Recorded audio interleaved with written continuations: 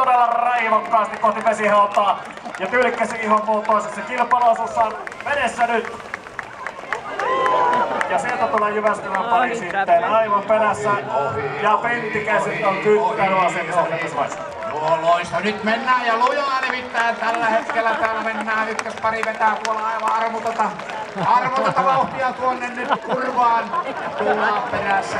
Nelonen siellä tulee Juho ja Helmiina siellä hättää mennä. Ja missä meidän vieraat? Oh, rocking! Last rocking! Mutta huomatkaa miten ihana puhe. Ihana pitsihousu.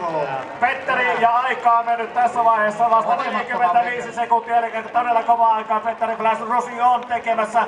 Halkian mies karttuu loppusuoralle, enää yksi kuiva este. Ei ole minuuttiakaan vielä mennyt, 55 sekuntia kulunut tässä vaiheessa. Nyt tehdään todella kovaa aikaa. Ja yrittää... Petteri kannustusta Petterille loppusuora tulee. Petteri ja Niina! Loppu jaksaa ja Räämänen menee. 1.09.56 loppuaika sitten 3.4. sieltä vaan Juho ja Elmiina. Ja hyvin jaksaa kakkosena, mutta miten menee tämä rokkipariskunta siellä tällä hetkellä? Pentikäiset. Pentik siellä varmaan uutta runoa tehdään koko ajan. Täysin mahdollista. Siellä lähestytään toista kuivaa estettä, joka ei ole kuiva enää, se on märkäistä. Huomaatko kuule?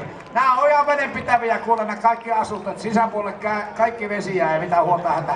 Ihanaa puku sieltä lähti tulemaan nimittäin. Pariskunta 32. Vesa, Päivi, Pentikäinen. Loppusuora. Päivi pitelee tiukasti kiinni, kun